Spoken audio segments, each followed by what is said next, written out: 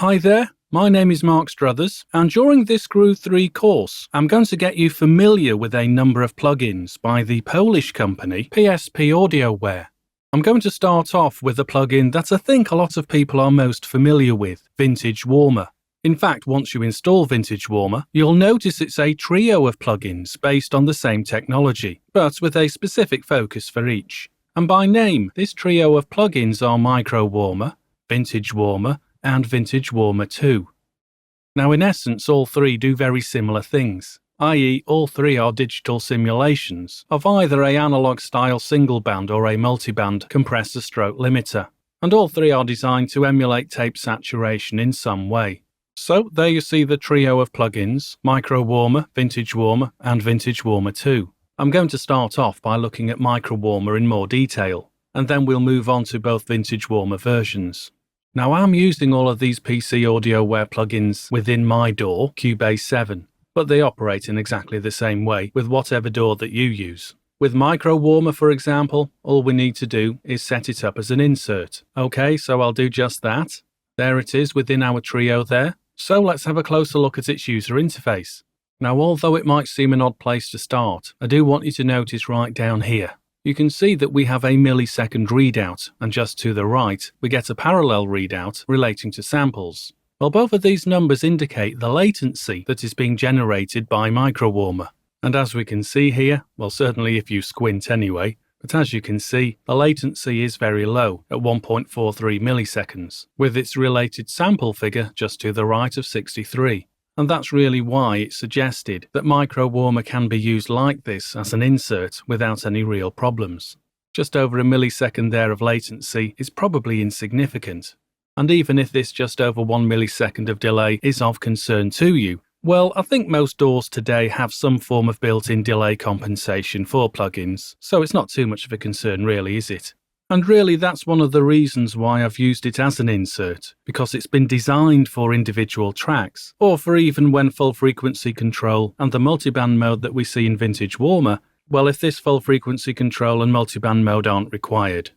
By the way, MicroWarmer supports up to 192 kHz of sample rates, so if you're working in your studio at that high fidelity, then you're covered really.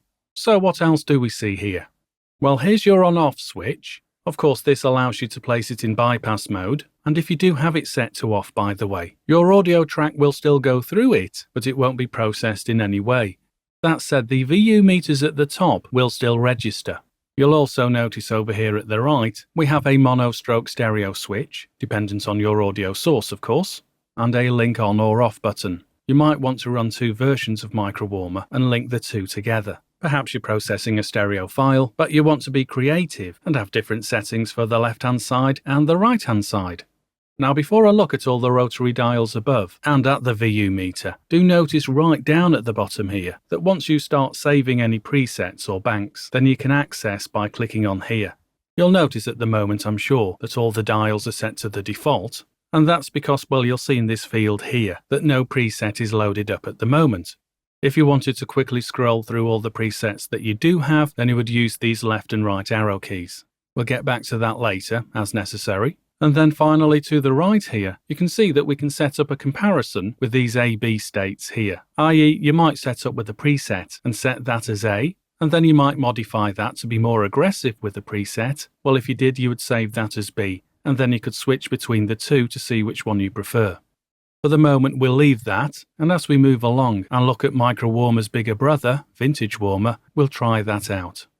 By the way, if you want another way of accessing all the presets, then by clicking here, well, as you can see, we can see a list. I'll choose one at random. I may as well go for the first one, guitar track. And as soon as I do, well, as you can see, of course, all these rotary dials now get set to a specific setting that PSP AudioWare indicates would be a good starting point if you wanted to process a single guitar file, not forgetting that this will be in single band mode rather than multiband mode, and all the inherent frequencies in that guitar track will be processed equally. I like looking at presets, by the way, because they give you a general idea how the plugin works. Notice also that whenever you roll over any of these dials, that whatever it's set to, down here you'll see a readout. And this is a universal readout, or perhaps I should say a dynamic readout. in that whatever dial that you roll over, well, whatever it's set to will indicate down here. And that might mean if one of your dials is set as a percentage, then down here you will see a percentage number, or if it's a decibel increase or decrease, then that will show up here as well. If I roll over the main drive dial, well, we can see by the red line on it that it's set here at around about plus 14 dB, and just below, well, we can see that registered here at just a little bit more than 14 dB.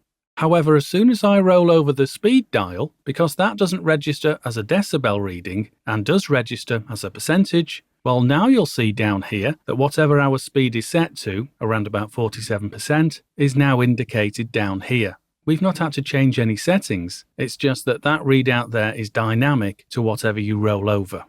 If at this point you want to set everything back at the default value, then by holding your control key down and left-clicking on any dial, well, that resets it to the default setting.